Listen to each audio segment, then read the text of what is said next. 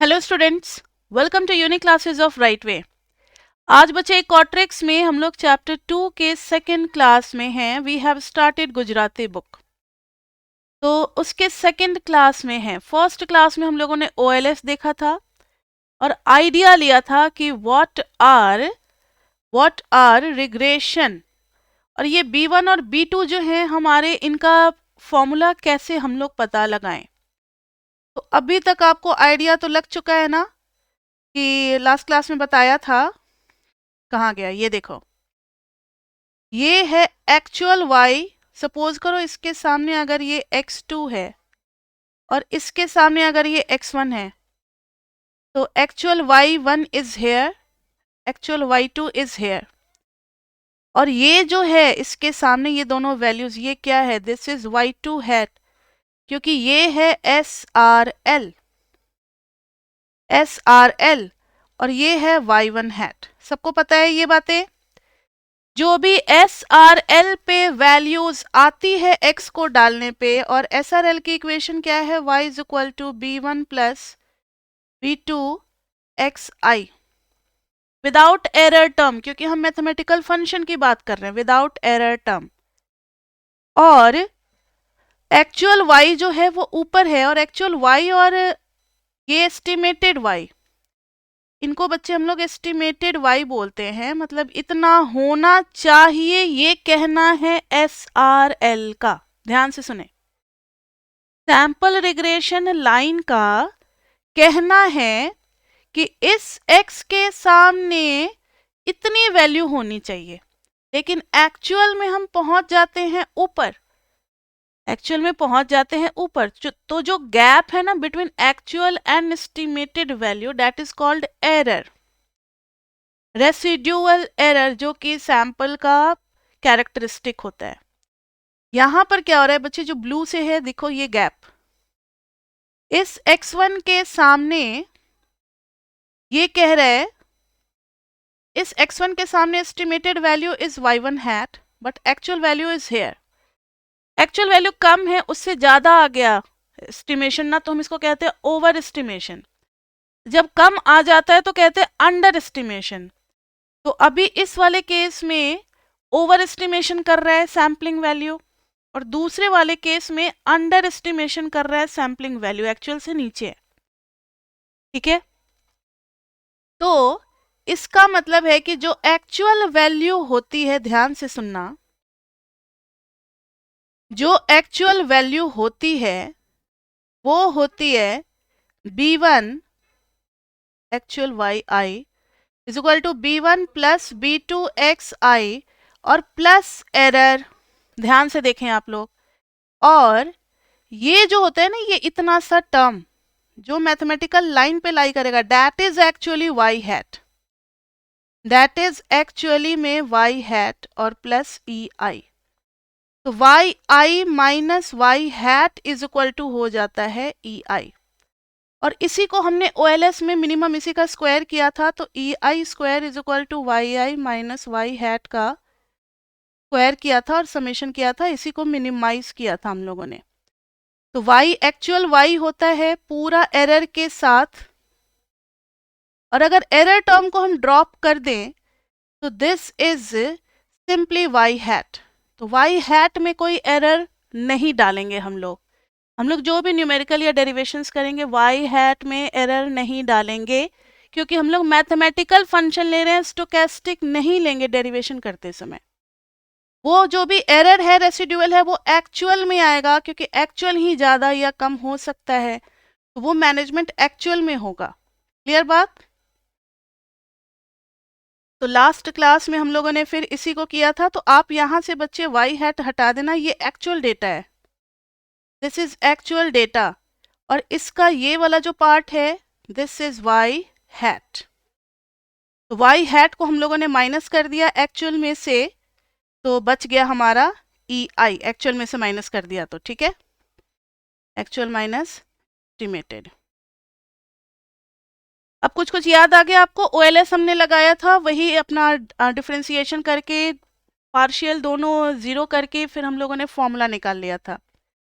एक फॉर्मूला तो हमें याद हो चुका है, लेकिन कई सारे फॉर्मूले होते हैं, तो आज बच्चे हम लोग सेकेंड फॉर्मूले पे चलेंगे। मैंने कहा था सम मोर फॉर्मूला फॉर B2। एक फॉर्मूला तो डायरेक्ट वाला क्लियर है, इसको पता है डायरेक्ट फॉर्मूला कहते हैं। कहाँ गया जो फॉर्मूला डेराइव किया था? This is called direct formula. Direct formula इसलिए कहते हैं क्योंकि जो हमें x और y दिया रहता है एज इट इज, बिना उसमें कोई चेंज किए हुए हम उसी को यूज कर लेते हैं, उसी x और y को यूज करते हैं, इसलिए ये कहलाता है डायरेक्ट फॉर्मूला। इसलिए ये कहलाता है direct formula without changing x and y, without changing x and y। अब आज जो फॉर्मूला हम लोग डिराइव करने वाले हैं, पता है इस फॉर्मूला को क्या कहते हैं? Actual mean deviation method. Actual mean deviation method.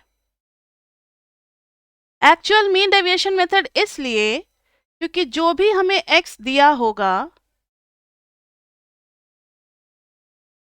और y दिया होगा ना, उसमें हम डेविएशन लाएंगे।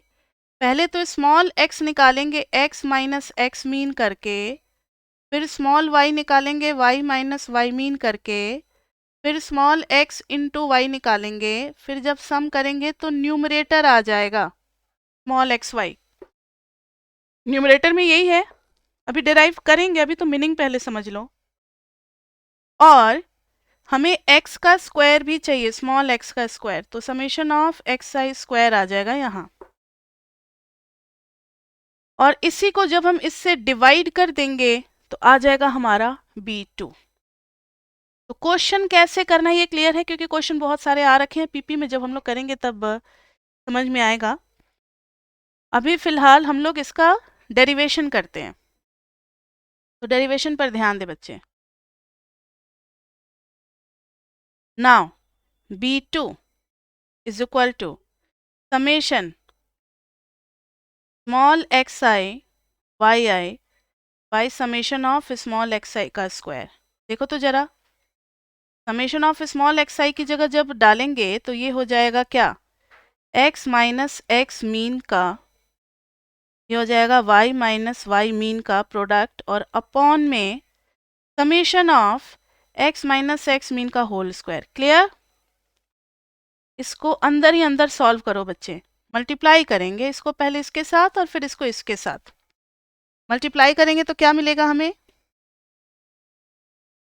एक मिलेगा x into y minus x mean into y minus x into Y mean और plus x mean into Y mean. चार टर्म मिल गए ऊपर में। नीचे में क्या मिलेगा, एक्स स्क्वायर प्लस मीन का स्क्वायर और minus 2x into x mean.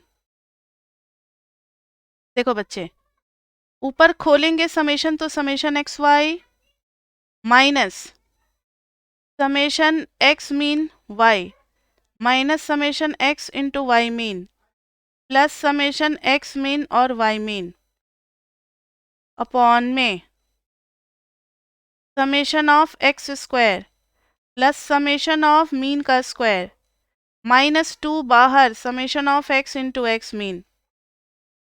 ऊपर में देखो summation of X Y minus, यहाँ से बच्चे मीन को तो हम सिंगल कांस्टेंट मानते हैं ना, ये भी मीन कांस्टेंट है, ये भी कांस्टेंट है, तो ये सब बाहर आएंगे। ये भी कांस्टेंट है बाहर आएगा और ये भी कांस्टेंट है बाहर आएगा। जिनको भी येलो में शेड किया वो सभी चीजें बाहर आएंगे। तो यहाँ देखो मीन बाहर आ गया, बच गया summation Y minus Y mean बाहर आ गया, बच गया समेशन एक्स, और ये तो आ गया X mean into Y mean into N. नीचे में चल रहा है summation of X square plus mean का स्क्वायर के साथ आ जाएगा एन माइनस 2 मीन बाहर और समेशन ऑफ स्मॉल एक्स। अब देखो ऊपर में आ गया समेशन ऑफ, और एक चीज और आपको बता दें, मीन इज इक्वल टू होता है समेशन एक्स बाई एन। ठीक है, यानी मीन की जगह हम लोग हर जगह यही चीज डालने वाले हैं। तो इधर आ जाएगा X Y minus summation x by n into summation y minus summation y by n into summation x और plus summation x by n into summation y by n into n। नीचे आ जाएगा क्या, summation x square plus mean का whole square है तो summation x का whole square by n square into n minus 2 summation x by n into summation x। एक n से n कैंसिल, एक n से n कैंसिल। अब आप सारे n को ले लो एलसीएम में, सारे n को ले लो एलसीएम में और कुछ टर्म तो बच्चे ऐसे भी कैंसिल हो रहे हैं, देखो तो जरा, क्या ये दोनों सेम नहीं है ना सेम, दोनों कैंसिल हो गए। नीचे में देखो, ये है समेशन x का होल स्क्वायर बाई n, ये भी है समेशन x स्क्वायर का होल स्क्वायर बाई n। ये -2 है और ये +1 है तो बचेगा नीचे में क्या, -1। यानी n into summation x y, इन दोनों टर्म को सॉल्व कर रहे हैं बच्चे, n ले लिया minus summation x into summation y, नीचे में n आ गया अपॉन में n into summation of X square और माइनस, क्योंकि ये प्लस है और ये माइनस है तो माइनस बचेगा ना, समेशन x का whole square by n, n cancel. और देखो तो b2 का वही फॉर्मूला नहीं आ गया, n into summation x Y minus summation x into summation y by n into summation x square minus summation x का whole square, same to same formula आ गया। देखो वही सेम फॉर्मूला है, देखो n इसके साथ है सिंगल समेशन के साथ, n सिंगल समेशन के साथ, फिर दोनों समेशन का प्रोडक्ट है, सेम टू सेम है। यानी B2 का अभी तक हमने दो फॉर्मूला जान लिया। B1 तो वही सेम तरीके से निकलेगा, y mean is equal to B1 plus B2 x mean. Yes बच्चे, क्या पूछ रहे हो पूछो। मैम एक बार सेकंड लास्ट स्टेप रिपीट कर दो। मतलब ये वाला स्टेप या इससे ऊपर, यस मैम। इसमें मैंने कुछ नहीं किया, हमारे पास दो टर्म अब बच गए हैं, एक ये और एक ये, और ये सेम चीज बचा हुआ है +1 और ये सेम चीज है -2। तो कभी y -2 होता है तो हम -y नहीं लिखते, उसी तरीके से मैंने माइनस के साथ लिख दिया, तो यही सेम चीज बचेगी माइनस साइन के। n सिग्मा xy कैसे आ गया? n को मैंने ये कर दिया ना, एलसीएम ले लिया। ओके ओके ठीक है मैम। आगे बात समझ में, यहाँ भी नीचे में इसके साथ n लगा दिया, एलसीएम ले लिया और बाद में दोनों n को कैंसिल कर दिया। ठीक है बच्चे, तो अभी तक पता है B2 का हम दो फॉर्मूला जान चुके हैं, दोनों फॉर्मूला पे जरा आप ध्यान दें। B2 आएगा तो n into summation x Y minus summation x into summation Y upon n into summation x square minus summation x का होल स्क्वायर, ये फॉर्मूला है B2 का। एक और अभी जो आज हमने डिराइव किया है वो है summation of small x into y upon में summation of small x square. एक और फॉर्मूला है B2 का, ये है एक्चुअल, ये डायरेक्ट और ये है एक्चुअल मीन मेथड। एक इसी टाइप का एज्यूम्ड मीन मेथड भी होता है। एज्यूम्ड मीन अगर कभी एक्चुअल मीन और वगैरह ये सब लेने में दिक्कत हो तो एज्यूम्ड मीन मेथड भी होता है, जिसमें हम dx से रिप्रेजेंट करते हैं x माइनस ए, कोई भी अपनी मर्जी से हम a ले लेते हैं, y में भी कोई हम अपनी मर्जी से b ले लेते हैं एज्यूम्ड मीन, dx निकालते हैं, dy निकालते हैं, फिर dx इंटू डी और फिर dx का स्क्वायर। तब यहाँ पर हमें dx इंटू डी मिलेगा, यहाँ पर हमें dx स्क्वायर मिलेगा, फिर यहाँ पर हमें समेशन dx मिलेगा, यहाँ पर हमें समेशन dy मिलेगा। इस केस में B2 का एक और फॉर्मूला आ जाता है, n into summation dx into D minus summation dx into summation D upon में n into summation of dx square minus summation dx का होल स्क्वायर।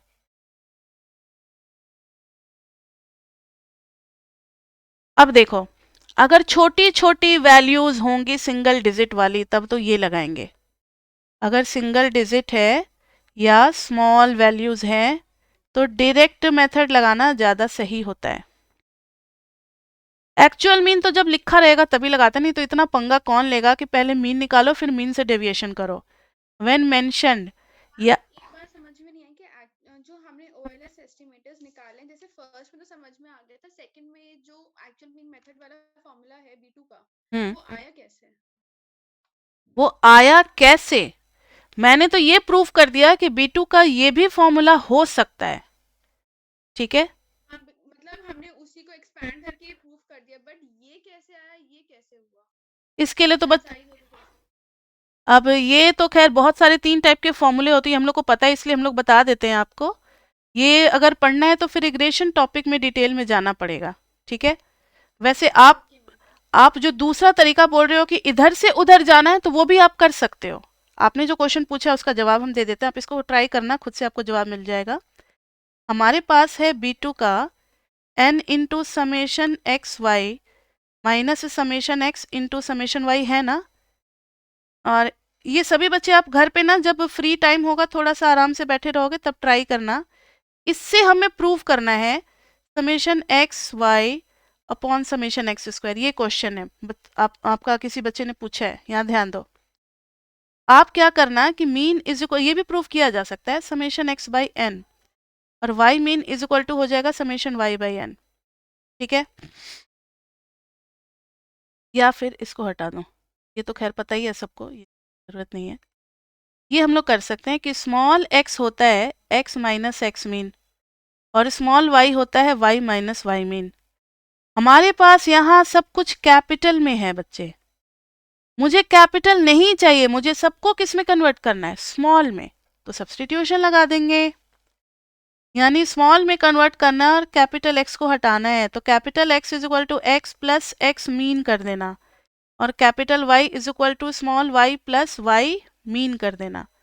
हर जगह आप रिप्लेस करके और फिर जब आप आगे बढ़ोगे n into summation of x plus x mean into Y, ये स्मॉल था, ध्यान रखना है आपको, ये स्मॉल x है, ये small y plus capital Y mean, और फिर माइनस समेशन ऑफ x की जगह डाल देंगे x plus capital X mean, फिर समेशन में small y plus y mean, ठीक है। ये सब अपना चलता रहेगा, फिर पूरे पे समेशन लगा करके खोलोगे, पूरा सॉल्व करोगे तो लास्ट में यही आ जाएगा कट कटा करके सब कुछ। n इंटू कैपिटल एक्स की जगह आप डाल दोगे small x plus capital x bar का होल स्क्वायर का summation minus summation of small x plus x bar और फिर इस पूरे का होल स्क्वायर। बस ये करते समय आप एक बात ध्यान रखना कि हाँ, अब देखो यहाँ पर कि समेशन ऑफ स्मॉल x क्या हो जाता है, 0, याद है या नहीं। स्टैट्स में फर्स्ट चैप्टर में ये वाली प्रॉपर्टी पढ़ाई थी कि sum of deviations taken from actual mean is always 0, याद है, सबको याद है या नहीं। तो जब आप इसको एक्सपैंड करोगे तो उसमें आप इसको ट्राई करना कि summation of small x is equal to 0 कर देना और जहां जहां सिर्फ समेशन ऑफ स्मॉल y आएगा उसको भी 0 कर देना, बस ओनली दिस वन, और कुछ भी होगा तो 0 मत करना। अकेला समेशन x है तो उसकी जगह पे 0 कर देना। ट्राई करोगे या फिर हम करवा दें क्लास में। मैम करेंगे, खुद से ट्राई करेंगे। ठीक है, इसको ट्राई करना, अगर नहीं होगा तो फिर हम करवा देंगे आपको, कोई दिक्कत नहीं है। बाकी सारी चीज़ों को रहने देना, जहाँ भी समेशन एक्स जैसे ये आएगा ना, यहाँ पर एक बार जब खोलोगे तो समेशन एक्स आएगा और वाई मीन बाहर आ जाएगा तो वो टर्म 0 हो जाएगा, फिर समेशन स्मॉल वाई आएगा वो टर्म 0 हो जाएगा, यहाँ भी एक्स के साथ जब इसका कर रहे होगे तो 0 हो जाएगा, वाई का इसका कर रहे होगे तो 0 हो जाएगा, और जब ये दोनों कर रहे होगे, मतलब कौन कौन से टर्म 0 होंगे आप अपना डिसाइड करना, नहीं होगा तो हम करा देंगे। तो ये 3 फॉर्मूले हो गए बच्चे हमारे किसके, B2 के। B1 का एक ही तरीका है, हर जगह से B1 उसी तरीके से निकलेगा। आप पहले B2 निकालो, x मीन की वैल्यू डाल दो, y मीन की वैल्यू डाल दो, तो फिर B1 आ जाएगा। तो एस्टिमेटर तो निकालना आ गया सभी को, एस्टिमेटर निकालना आ गया। अब इसके यस जो थर्ड वाला फॉर्मूला बताया dx dy वाला, वो कब यूज करते हैं? हाँ, कब यूज करते हैं यही बात कर रहे थे ना। हाँ ठीक है, ये देखो, सिंगल और स्मॉल वैल्यूज होती है जिनका समेशन निकालना हमारे लिए इजी होता है, तो हम डायरेक्ट मेथड लगा देते हैं।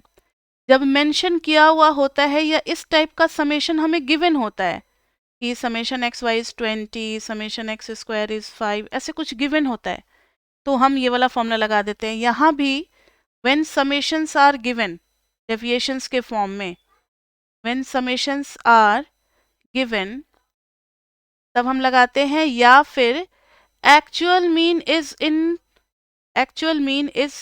डेसिमल फॉर्म,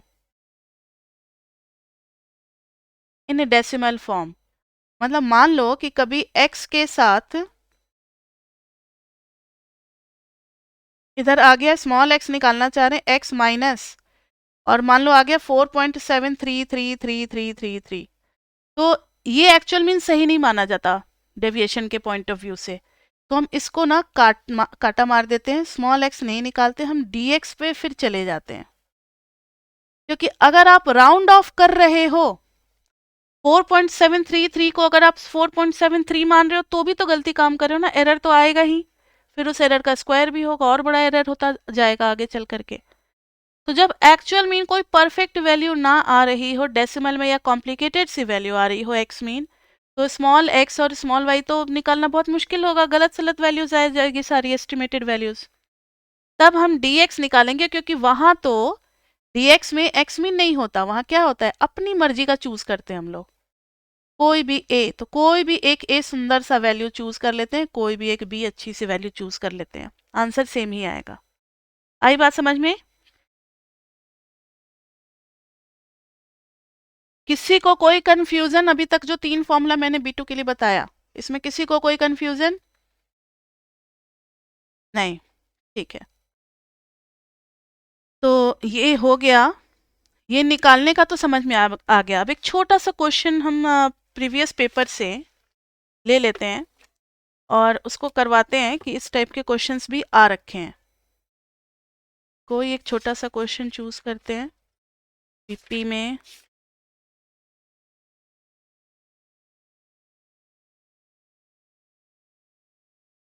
दो 2009 में भी पूछा हुआ है, बाद में भी पूछा हुआ है बच्चे।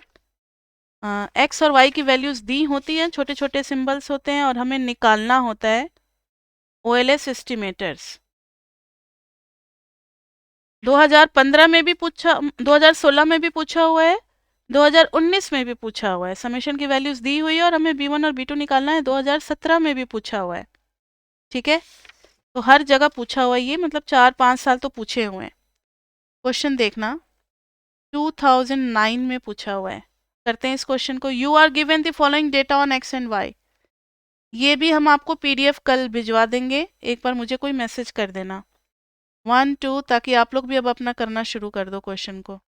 1 2 3 4 5 3 5 7 14 11। यहाँ कौन सा मेथड आप अपनाना चाहोगे? मुझे तो डायरेक्ट मेथड ही अच्छा लगता है, क्योंकि अभी इतने वैल्यू कंट्रोल में हो सकते हैं। एक्स स्क्वायर निकाल लेंगे, 1 4 9 16 25। फिर क्या निकालेंगे बच्चे? वाई स्क्वायर, 3 का स्क्वायर 9, 5 का स्क्वायर 25, 7 का स्क्वायर 49, 196, 121। फिर निकालेंगे x इंटू वाई, तो 1 इंटू 3 3, 5 2 जा 10, 7 3 जा 21, 14 4 जा 56, 11 5 जा 55। जरा सबका समेशन निकालना, पांचों का समेशन चाहिए। ये तो खैर 20 हो जाएगा, और ये हो जाएगा 16 9 25 25 50 55 हो जाएगा। समेशन y कितना आ रहा है? इन्होंने कहा है obtain the estimated regression equation using ordinary least square when y is regressed on x। ये क्वेश्चन में लिखा हुआ है विथ एन इंटरसेप्ट टर्म। 40 आ रहा है। मैम x का सम 15 नहीं होगा? y का सम कितना होगा? 11 और 14 25, और 7 3 12 3 15 40 आ रहा है। और y स्क्वायर का सम कितना आ रहा है? 25 और 9 34। ये तो करना पड़ेगा कैलकुलेटर पे। 9 plus 25 plus 49 plus 196 plus 121 is equal to 400। और x इंटू वाई करेंगे तो 55 प्लस 56, आप इसको एक्चुअल मीन मेथड से भी कर सकते हो, कोई दिक्कत नहीं है। 21 प्लस 10 प्लस 3, दिस इज 145। तो हम लिख देंगे by OLS B2 is equal to n into summation x Y minus summation x into summation y, और एक बार नीचे में हम x की जगह क्या रिप्लेस कर देंगे, y की जगह x रिप्लेस कर देंगे, तो एक्स स्क्वायर का summation and this one is summation x का whole square. n into summation x Y कितने टर्म है, 1 2 3 4 5 है, तो 5 into summation x Y is 145, ये रहा summation x Y, minus summation x is 15, summation y is 40, 15 into 40, now see 15 into 40 और upon में करेंगे 5 into summation x square is where, ये रहा 55, 55, ये 400 किसका सम था, वाई स्क्वायर का था, उसकी जरूरत ही नहीं पड़ी, माइनस समेशन एक्स का whole square, summation X is 15, 15 का होल स्क्वायर, जरा सॉल्व करो तो 5 into 145, 5 into 145 is equal to 725, minus इधर हो गया 600, अपॉन में 55 into 5 is equal to 275 minus 225, कितना हो गया, 725 माइनस 600 इज 125, 275 माइनस 225 इज 50, 25 2 जा 25 5 जा, दिस इज 2.5, आ गई B2 की वैल्यू। और x मीन कितना है, summation x by n, summation x is how much, 15, 15 by 5 that is 3, y mean करेंगे तो समेशन y बाई n, ये था 40 बाई 5 दैट इज 8। अब let SRF B y is equal to B1 plus B2 XI, जब भी हम कोई calculation वगैरह कर रहे होते हैं तो मैथमेटिकल SRF की बात कर रहे होते हैं। y हैट एसआरएफ का फुल फॉर्म क्या है? सैंपल रिग्रेशन फंक्शन, ठीक है। अब देखो जरा, वही रिग्रेशन वाली ही इक्वेशन हम लोग निकाल रहे हैं, और y mean is equal to B1 plus B2 x mean, ये भी हमें पता है कि हर रिग्रेशन फंक्शन अपने मीन से जरूर पास करता है, तो y मीन की वैल्यू है ना हमारे पास, कितनी है, 8 है, x मीन की वैल्यू 3 है, और B2 की वैल्यू भी आ चुकी है, y मीन की जगह डाल देंगे 8, B1 नहीं पता, यही तो ढूंढना है हमें, B2 is 2.5, x mean is 3, ये कितना आ गया, 8 is equal to B1 plus 7.5, तो B1 इज इक्वल टू 0.5, मजा आ गया फिर। सो regression equation is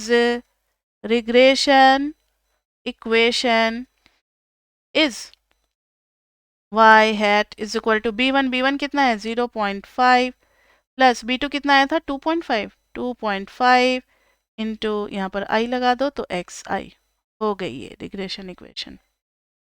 अब बताओ ये OLS मेथड, यस मैम यहाँ पे कब y हैट लगाते हैं और कब नहीं लगाते? देखो ये y हैट है, मैंने फिर से बताया आपको, फिर से एक बार और बताते हैं, ये अगर इस पे है दिस इज y हैट, और अगर एक्चुअल y है यहाँ पर, actual y will be y hat plus ei, यानी y will be equal to B1 plus B2 xi और प्लस ei, यानी जब आप ei के साथ लिख रहे हो तो आप एक्चुअल लगा देना, तो उस पे हैट मत लगाना, और हैट जब लगा रहे हो तो ei मत लिखना, ठीक है। कैलकुलेशन में थ्योरी वाइज तो स्टोकेस्टिक पीआरएफ में y hat is equal to भी हम लोग लिख देते हैं, लेकिन आपको हैट नहीं लगाना है, जब आप ei के साथ लिख दोगे तो वो एक्चुअल वैल्यू हो जाएगी, क्लियर है। देखो ना y हैट में हमने ei ऐड किया तभी तो पहुंच गए y तक, एक्चुअल y तक, y हैट तो यहीं तक था इस x के सामने, आई बात सब, I कब लगाते हैं मैम? आई ही इसमें लगेगा, y i तो हर जगह होगा, आप ये हैबिट डाल लो, अच्छी बात है, हम लोगों को हैबिट नहीं होता लेकिन आप इसको हैबिट डालो, y तो हर जगह i के साथ होना ही होना है, y तो विदाउट i आएगा नहीं। हमारे पास तीन चीजें हैं y से रिलेटेड, ध्यान से सुनो। एक तो है सिंपली y, तो ये एक्चुअल है, ये SRF की एस्टिमेटेड वैल्यू है, और एक हम लोग लिखते हैं PRF वाली वैल्यू, वो होती है इस तरीके से, expectancy of y for xy equal to β1 plus β2 xi, ये वाली वैल्यू होती है। ठीक है, ये तीन नोटेशन है, तीनों नोटेशन में आपको लर्न करना है और याद भी रखना है। yi, और ये क्या लिख दिया मैंने, एक्चुअल yi लिखा है ना, SRF वाला लिख देते हैं, ठीक है, ताकि तीनों एक ही जगह रहेगा। y hat is equal to b1 plus b2 xi, और उसमें अगर ei लग गया तो ये एक्चुअल हो गया विदाउट हैट। तो आपको याद रखना है, एक y हैट, एक बिना हैट का, और एक expectancy of y when xi is given, that is conditional mean. तीन नोटेशन है y के लिए, ये तीनों नोटेशन आपको समझ में आना चाहिए। क्लियर बच्चे? Yes ma'am. चलो, ये क्वेश्चन तो खैर सबसे लेंदी था, क्योंकि इसमें x भी और y भी गिवन था, और हमें ये सारे समेशन खुद से कैलकुलेट करके निकालने पड़े। 2009 में पहले ऐसे क्वेश्चन आते थे, लेकिन अब जो क्वेश्चन आने लगे पिछले 3-4 साल से, उसमें समेशन ऑलरेडी दिया होता है। एक और कोई करा देते हैं ना, समेशन ऑलरेडी हमें गिवन होता है।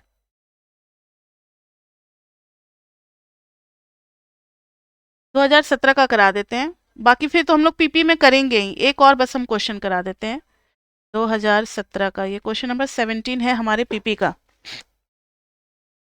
Data on monthly income x in rupees 1000 में बच्चे हमें मंथली इनकम बता रखा है, ये इनकम है। एंड मंथली फूड एक्सपेंडिचर वो भी 1000 में है। यस बच्चे, देखो तो क्वेश्चन में दे रखा है y भी हमें 1000 फिगर्स में ही दे रखा है, और ये एक्सपेंडिचर ऑन फूड है of 7 house holds. 7 house holds का मतलब क्या है, ये 7 घर का डेटा, मतलब 7 हाउस होल्ड का डेटा है, तो n is equal to 7 items, n हमें 7 दिया हुआ है। और क्वेश्चन में देखो small xi into small yi given है, कौन सा फॉर्मूला लगाएंगे, summation of small xi square भी गिवन है 801.4286। कोई घबराने वाली बात नहीं है, कैलकुलेटर तो अलाउड होता ही है। 8571। y मीन भी हमें दे रखा है 9.143, फिर x मीन हमें दे रखा है। वैसे ये क्वेश्चंस ना काफी लेंदी होते हैं, लेकिन अभी हम लोग सिर्फ एक सिंगल पार्ट कर रहे हैं, क्योंकि अभी स्टैंडर्ड डेविएशन b1 b2 का ये सब अभी हम लोगों ने नहीं पढ़ा है। अभी 2-3 क्लास और होगा, तब हम लोग पीपी करने लायक हो जाएंगे। स्मॉल yi भी समझा दिया, चलो इससे बढ़िया क्या है, कोई अब कंफ्यूजन रहा ही नहीं। स्मॉल xi भी समझा दिया क्वेश्चन के अंदर, we have taken this one. अब क्वेश्चन है obtain the estimated regression line of, पूछा है obtain the estimated regression line of monthly food expenditure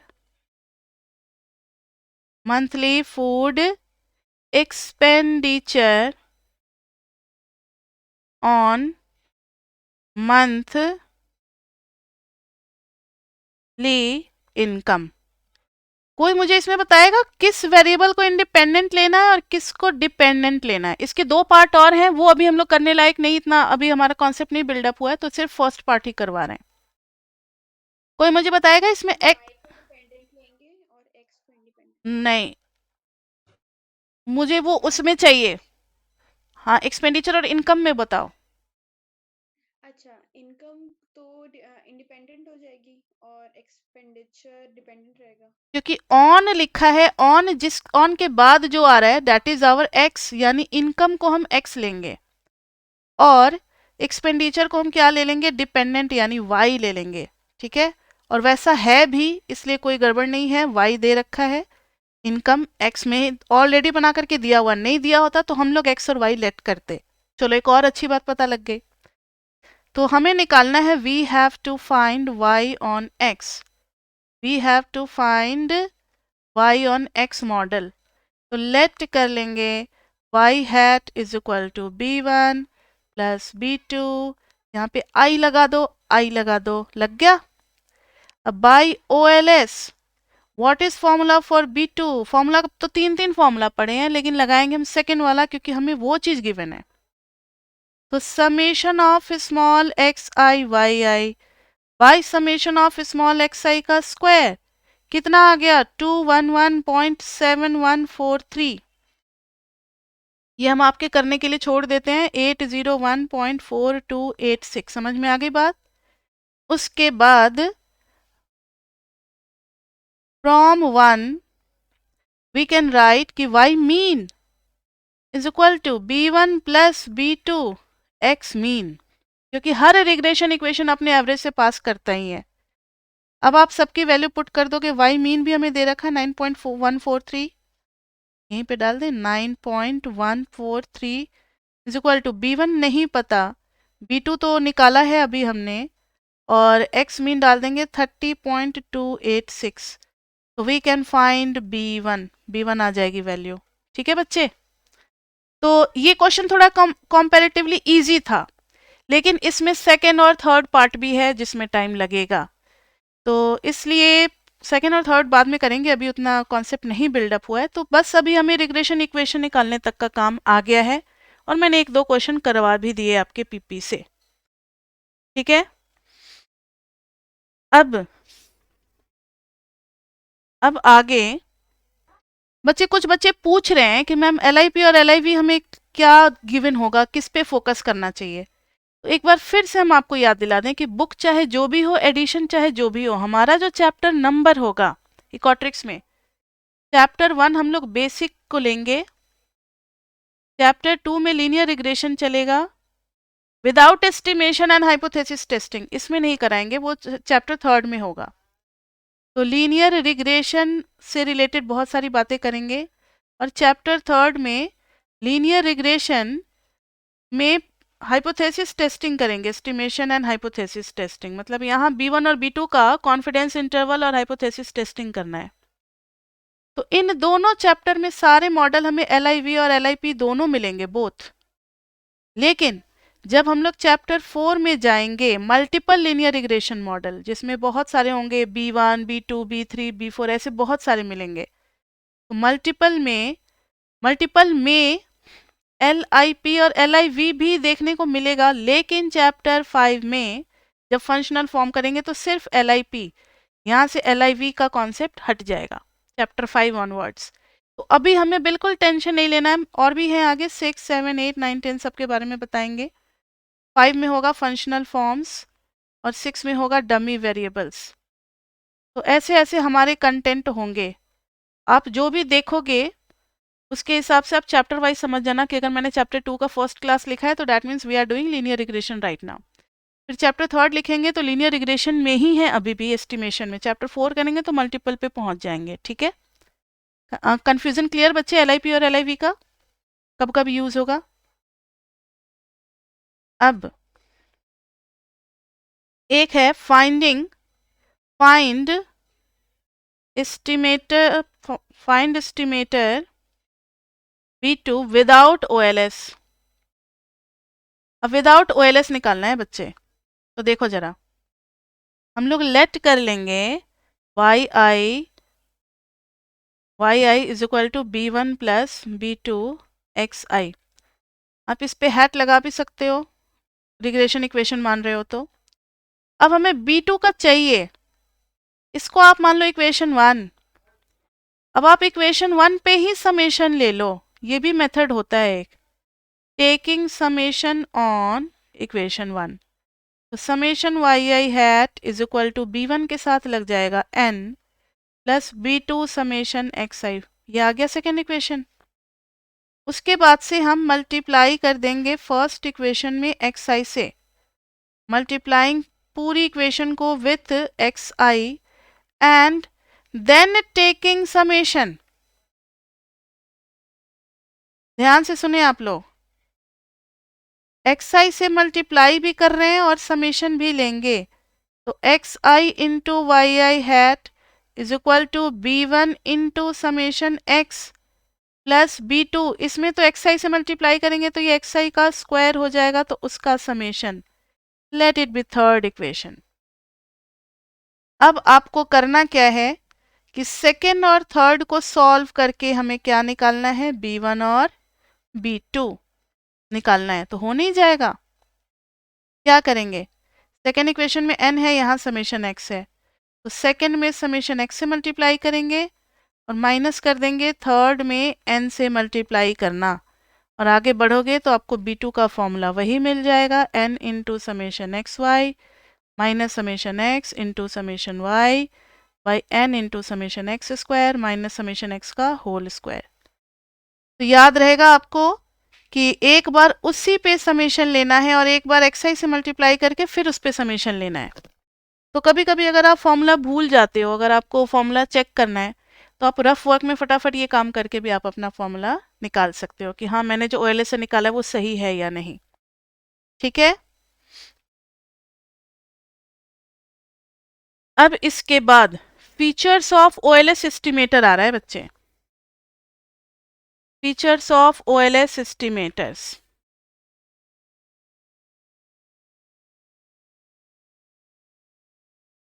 तो हेडिंग देंगे हम लोग फीचर्स ऑफ OLS एस्टिमेटर्स।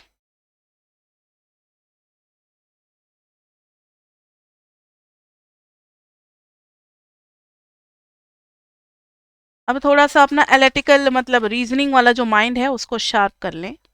ये क्वेश्चन आता है पेपर में, what are features of OLS estimator. ऐसे जो भी हेडिंग वाले चीजें हैं ना वो सब लर्न करने का थ्योरेटिकल क्वेश्चन में आ जाता है बच्चे पेपर में। इसमें पहला है, इसमें टोटल 5 to 6 पॉइंट्स हैं, 5 पॉइंट्स ही हैं इसमें। ठीक है, तो उसमें से पहला है कि SRF always passes through.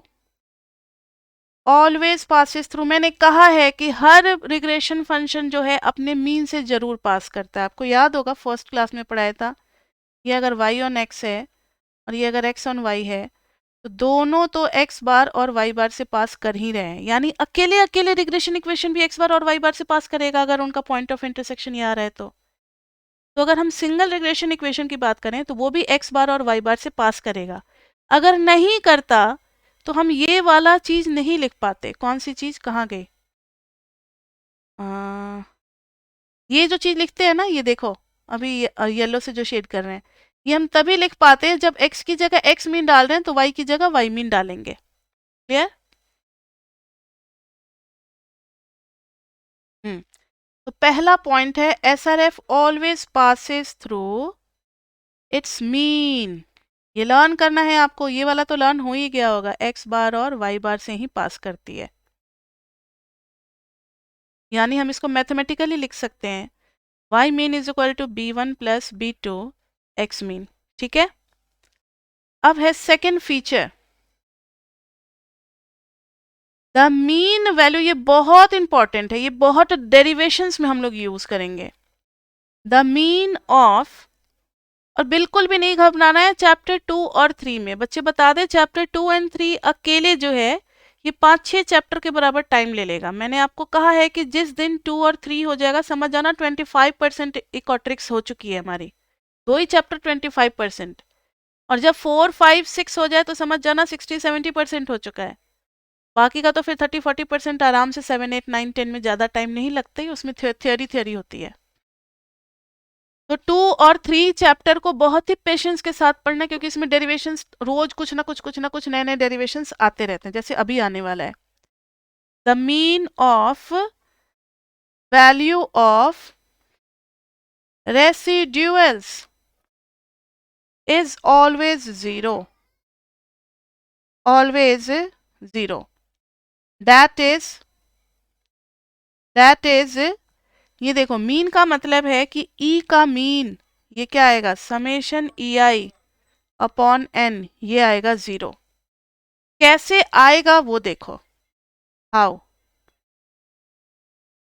How तो देखो, EI को आज ही मैंने बताया आपको क्लास में, और लास्ट क्लास में भी बताया था कि एक्चुअल माइनस एस्टिमेटेड वैल्यू लिखते हैं, क्योंकि एक्चुअल जो होगा उसका गैप जो होगा that is called EI, estimated value से।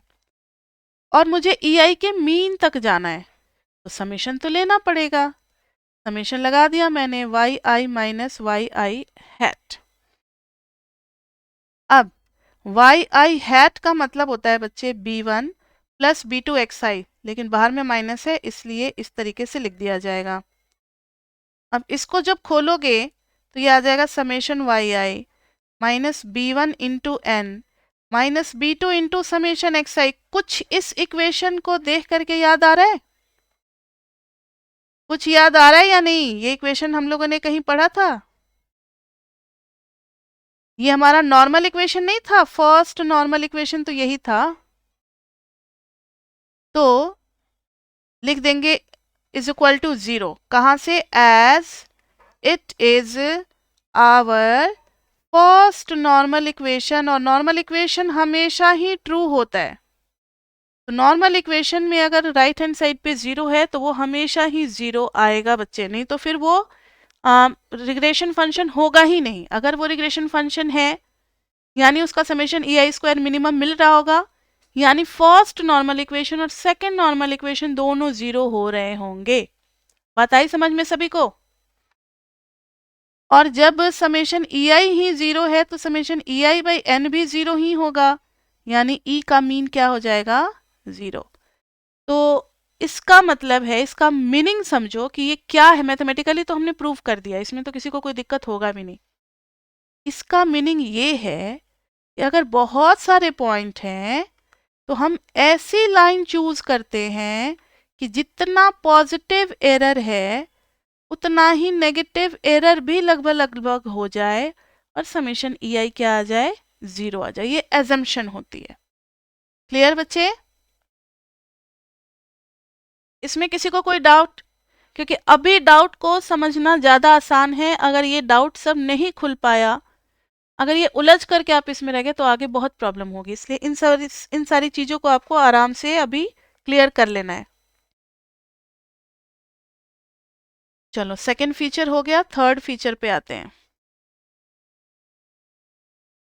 दिस सम ऑफ, 5 है टोटल, 5 पॉइंट्स है इसमें बच्चे। This sum of product of residuals, the sum of product of residuals EI and estimate and the explanatory variable, explanatory variable मतलब xi, and the explanatory variable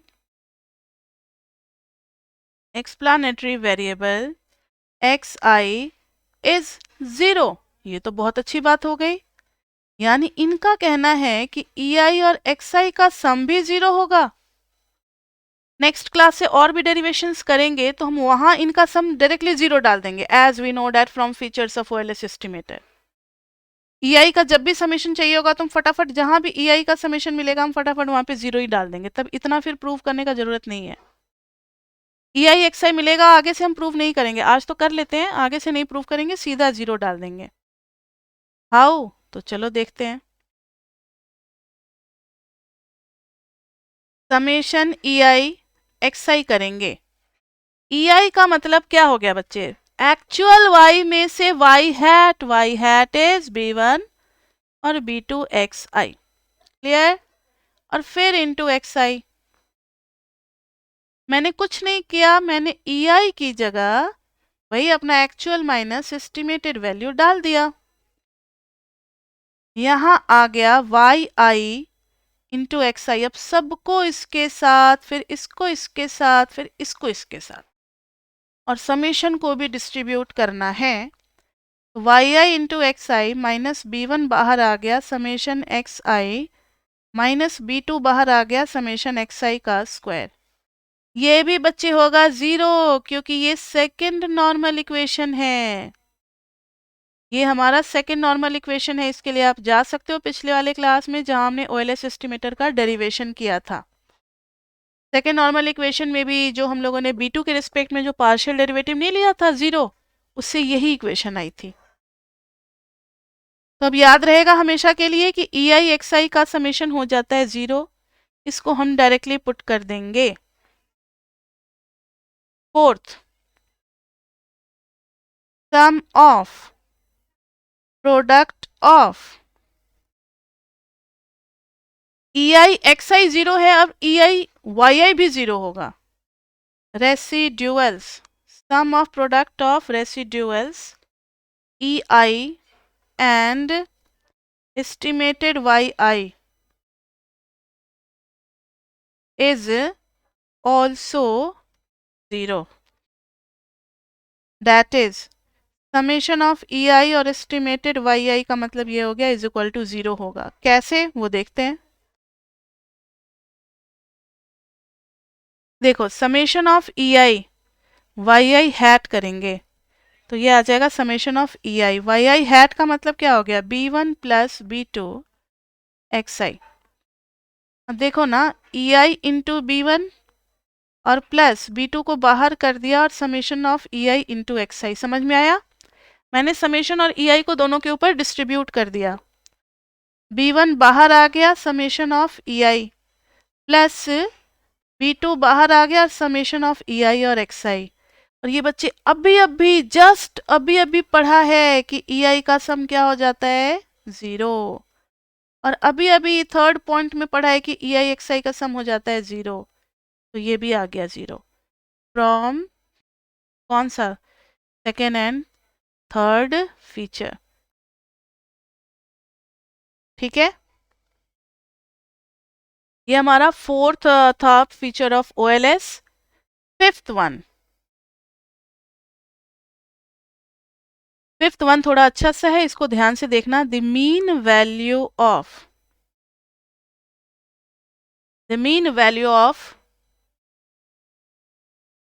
y hat is equal to mean of actual y,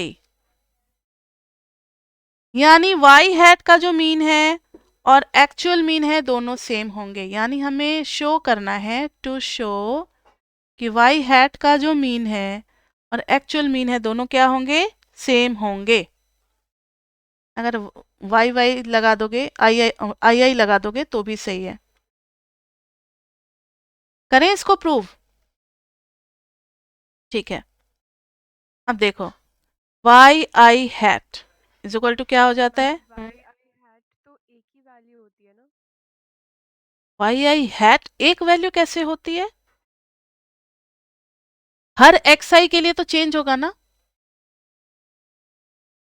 ये X1 X2 X3, ठीक है, तो इसका ये आ गया Y1 hat, इसका आ गया Y2 हैट, ये आ गया Y3 हैट। समझ में आ गई बात। Yes ma'am. तो इनका भी हम लोग एवरेज निकाल रहे हैं और एक्चुअल मान लो कभी यहाँ था कभी यहाँ था कभी यहाँ था कभी यहाँ था, तो एक्चुअल Y का जो मीन आएगा और जो Y1 hat Y2 hat Y3 hat का जो मीन आएगा सारे मीन क्या होंगे सेम होंगे। क्लियर बच्चे, यही हमें शो करना है। अब देखो YI hat is equal to हम लोग लिखते हैं B1 प्लस B2 XI। लिखते हैं या नहीं लिखते, बिल्कुल लिखते हैं। और since SRF passes through X bar and Y bar, so यहाँ पर हम Y bar is equal to B1 plus B2 X bar लिख सकते हैं। बिल्कुल लिख सकते हैं क्योंकि ये पास करेगा उससे, ये तो फैक्ट है, ये तो फैक्ट है बच्चे, ये तो पास करेगा ही करेगा। अब हम लोग क्या करेंगे कि यहां से फ्रॉम 2, इसको अभी 2 मत मानो, इसी से हम लोग B1 निकाल लेते हैं। B1 क्या आ जाएगा Y mean minus B2 X बार, और इसको पुट करते हैं 1 में। पुटिंग इन 1, ध्यान से देखें आप लोग, YI hat is equal to B1 की जगह Y mean minus B2 X mean डाल दिया और प्लस B2 XI। अब YI hat is equal to Y mean बाहर और मैंने B2 को कॉमन ले लिया और XI माइनस एक्स मीन आ गया, यानी YI hat is equal to Y mean plus B2। और ये क्या आ गया, कोई बताएगा मुझे? Small XI। देख रहे हो थोड़ा थोड़ा कॉम्प्लिकेसी जो है ना वो बढ़ रहा है इकोनोमेट्रिक्स में। मतलब ऐसी चीजें आ रही है आपको लगेगा अरे ये क्या यही सब करना है बस समेशन वगैरह, कैसे होगा ये? तो इसको ना लर्न करना पड़ेगा, इसको बार बार नहीं प्रैक्टिस करोगे तो नहीं याद होगा। समझ में तो आता जाएगा लेकिन आपको वहां पे टीचिंग थोड़ी करना है, एग्जाम में तो आपको परफॉर्म करना है। टीचर तो चलो भाई एक नज़र नोट्स पे भी मार लेता है पढ़ाते वक्त, आपको तो वो भी मौका नहीं मिलेगा, आपको तो पूरा परफॉर्म करना है। एग्जाम में तो बिना नोट्स का पूरा लिखना रहेगा। तो इन सब पेपर्स में ना बच्चों को ज़्यादा मेहनत करनी होती है। टीचर तो चलो भाई एक राउंड गया समझा दिया टॉपिक निकल गया, लेकिन बच्चों को तो उसको याद भी करना है, समझना भी है, पेपर में लिखने लायक याद करना है कि वहाँ इतने टाइम में इतना कुछ लिखना रहेगा। बच्चे आपको इस बार ज़्यादा मेहनत करना है। टीचर तो इस बार करेंगे ही लेकिन आपको अपना लेवल बढ़ा करके रखना पड़ेगा, नहीं तो समझ में आता जाएगा, आप खुश होते जाओगे लेकिन एग्जाम में एक लाइन नहीं लिख पाओगे, हाथ ही नहीं चलेगा। तो ये आ गया Y I hat is equal to Y mean plus B2 XI। अब इस पे समेशन ले लें। Excuse me ma'am, yes, ma'am इसको स्मॉल xi कैसे लिखा? क्यों स्मॉल XI? मैंने बताया नहीं आज के क्लास में कि किसी भी चीज का अगर उसके मीन से डेविएशन होता है तो स्मॉल लिखते हैं। Okay ma'am. ठीक है, अब टेकिंग समेशन एंड समेशन लेने के बाद डिवाइड भी कर देंगे n से, डिवाइडिंग विथ n यानी नंबर ऑफ ऑब्जर्वेशन। तो ये हो जाएगा वाई आई हैट का summation by n is equal to summation of Y mean by n plus B2 बाहर आ जाएगा summation of small XI by n। अब ये mathematical property summation of XI will be सब ऐसे ही बच्चे हैं, नहीं सब सो रहे हैं। वाई आई हैट का मीन एवरेज हो गया, ये जिस भी चीज का सम करोगे बाई n करोगे वो उसी का एवरेज आ जाएगा। इकोट्रिक्स का सम बाई नंबर ऑफ ऑब्जर्वेशन इकोट्रिक्स का एवरेज आ जाएगा, मतलब जिस भी चीज का सम लेंगे उसको n से डिवाइड करेंगे एवरेज आ जाएगा। यहाँ पर फायदा नहीं है बच्चे क्योंकि ये कांस्टेंट है, इसके साथ n निकल आएगा, n से n डिवाइड हो गया और ये तो बच्चे जीरो ही आ गया। यहाँ पर देखो as summation of small XI is zero और समेशन ऑफ वाई मीन करेंगे तो ये वाई मीन इंटू n आ जाएगा क्योंकि हमने पढ़ रखा है summation of constant into x equal to c बाहर आ जाता है और कांस्टेंट ऑफ x, और कांस्टेंट का खाली सम होता है तो रूल होता है c इंटू n। याद है या नहीं? स्टैटिस्टिक्स से चैप्टर 3 में ऐसा कर चुके हैं हम लोग। यस मैम याद है। तो देखो वाई आई हैट का जो एवरेज है वो एक्चुअल वाई का एवरेज, दोनों सेम नहीं आ गए, यानी एस्टिमेटेड का average is equal to actual का एवरेज। क्लियर बच्चे? अब बच्चे चैप्टर 2 में लगभग सारा कुछ हम लोग कर चुके हैं। अब क्वेश्चंस करने की बारी आएगी, लेकिन चैप्टर 2 का क्वेश्चंस कराने में ज़्यादा फायदा नहीं है, तो हम लोग 2 के बाद 3 का भी कॉन्सेप्ट कर लेंगे। जब 2 और 3 का कॉन्सेप्ट हो जाएगा फिर उनका इकट्ठे जब आप करोगे तो कुछ क्वेश्चंस तो निकल करके आएंगे। अब एक इस चैप्टर में चैप्टर 2 में जाते जाते एक टॉपिक है इसमें Occam's razor principle. Excuse me ma'am, yes, ma'am हमने ऊपर लिखा था टू शो में कि y I hat is equal to Y mean, और लेकिन जो हमने प्रूव किया वो वाई हैट का वो है मीन, तो उसमें डिफरेंस नहीं होगा? मैंने क्या लिखा है? ठीक तो यही तो है, अच्छा ओके मैम। वाई आई हैट का mean is equal to actual y i का मीन। ठीक है, सेम है। Yes ma'am. एक ये है टॉपिक, ये बच्चे एक नंबर में किसी के साथ BCD में लगा करके पूछ देता है व्हाट इज ओकेम्स रेजर प्रिंसिपल। अब आप लोग मुझे जवाब दो कि रेजर का काम क्या होता है। नाम सुना है रेजर? बॉयज तो सारे यूज करते ही होंगे रेजर। रेजर का काम क्या है? अनवांटेड हेयर को हटाना। फेस पे बियर्ड आ जाता है, मुस्टैच आ जाता है, उन सबको हटाते हैं ना। क्यों हटाते हैं? क्योंकि वो ज्यादा है नंबर्स में, वो हमारे लिए हैंडल करना मुश्किल है। बात ध्यान से सुनो जो लैंग्वेज यूज कर रहे हैं। तो Occam's is the name of statistician. उन्होंने कहा कि आप जो है ना try to keep your, language बाद में लिखेंगे पहले समझ लो, आप अपने रिग्रेशन फंक्शन को सिंपल रखो।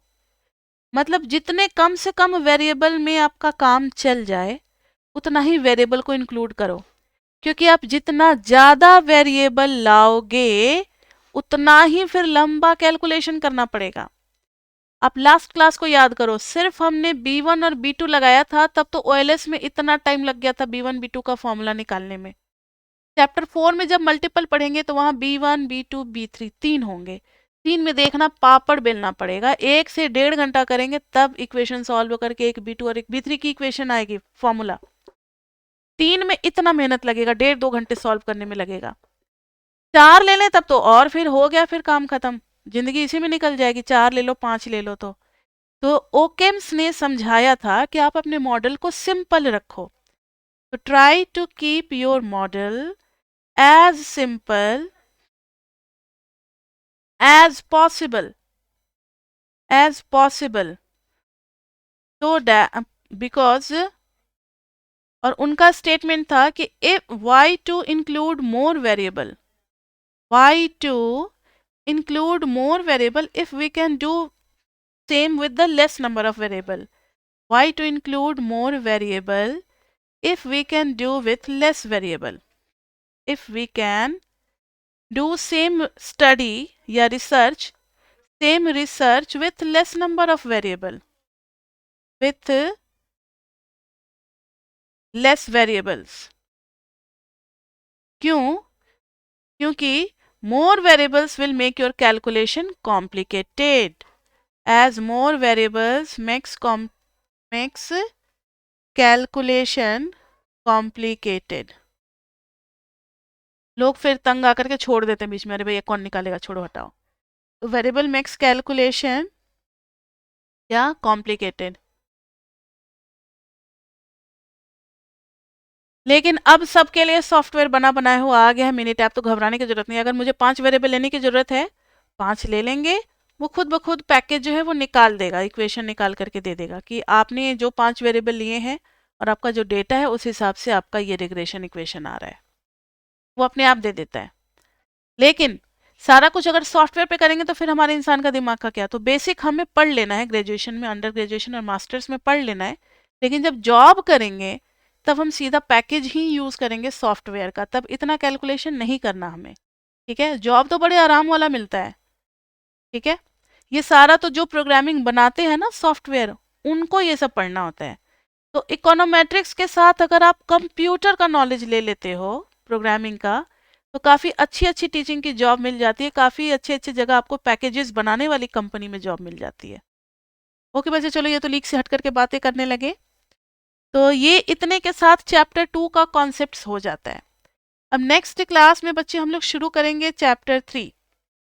नेक्स्ट क्लास में चैप्टर 3 शुरू करेंगे, जिसमें स्टार्ट करेंगे CLRM एजम्पशंस के साथ, classical linear regression model.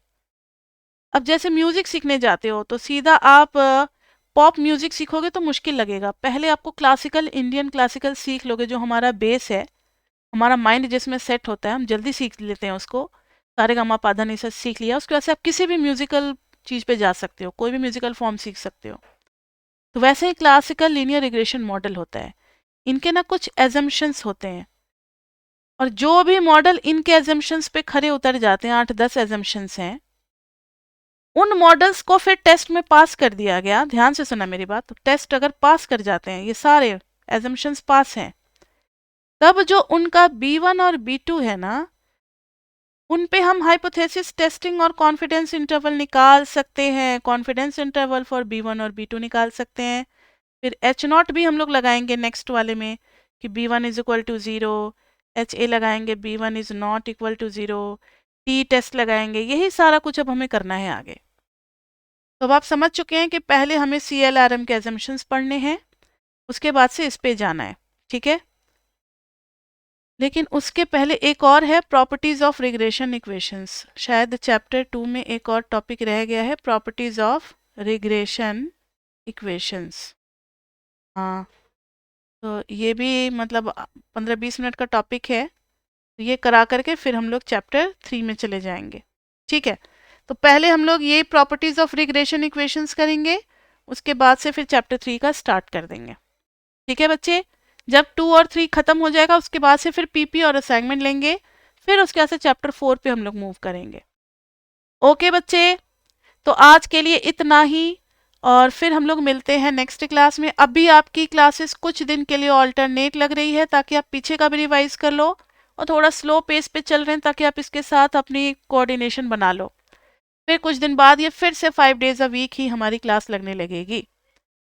Okay बच्चे, तो आज के लिए इतना ही, फिर मिलते हैं नेक्स्ट क्लास में। तब तक के लिए बाय बाय बाय बाय।